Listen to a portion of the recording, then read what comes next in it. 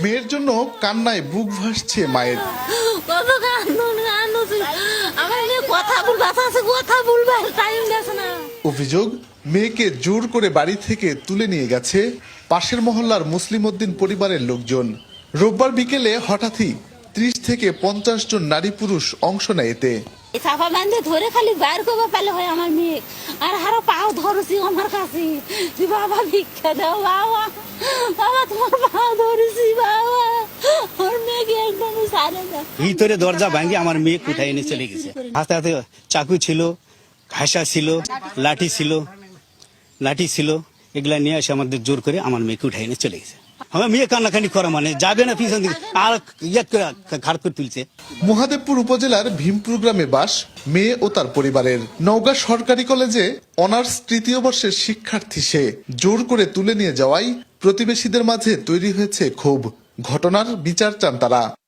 দিন দুপুরে একটা বেলা 3টার দিকে মানুষ জোর করে মহিলা বাইর করে নিয়ে যায় সন্ত্রাসীর মতন, তার ভয়ভীতি নাই। যাক যেটি পাশে মেয়েদের উপর ওরা হামলা করছে, সবাইকে ধরে মারিছে। আগুন লেগে দেবো, মারে ফেলে দেবো, একটা ছড়া দাগের ভয় দেখে আমাকে পাড়ি ফেলেছে একেবারে। জানা যায়, মুসলিমের ছেলে জিয়া ও মেয়েটির মধ্যে দীর্ঘদিন আগে প্রেম ভালোবাসার সম্পর্ক গড়ে ওঠে। গোপনে বিয়েও করে তারা।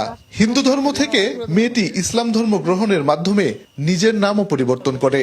অভিযুক্ত পরিবারের দাবি, জোর করে নয়, স্বেচ্ছায় স্বামীর বাড়ি ফিরেছে মেয়েটি। ঘটনা কালকা ওই ছেলে বিয়া করেছে, কালকা লিয়ে আছে এই পর্যন্ত লিয়ে এখন চলছি কোথায় গেছে এখন খোঁজ খবর নাই। বাড়িতে নাই? না, বাড়িতে নেই। ওরা বলতেছে আপনারা নাকি হাঙ্গামা চালাইছেন। না, কোনো গেঞ্জাম নাই। মুসলমান হওয়ার দেখেন, মুসলিম হয়েছে? হ্যাঁ মুসলিম হয়ে গেছে। বিয়ে করছে? হ্যাঁ বিয়ে করছে। এই যে তবে পুলিশ বলছে, ভুক্তভোগী পরিবারের অভিযোগের বিষয়টি খতিয়ে দেখা হচ্ছে।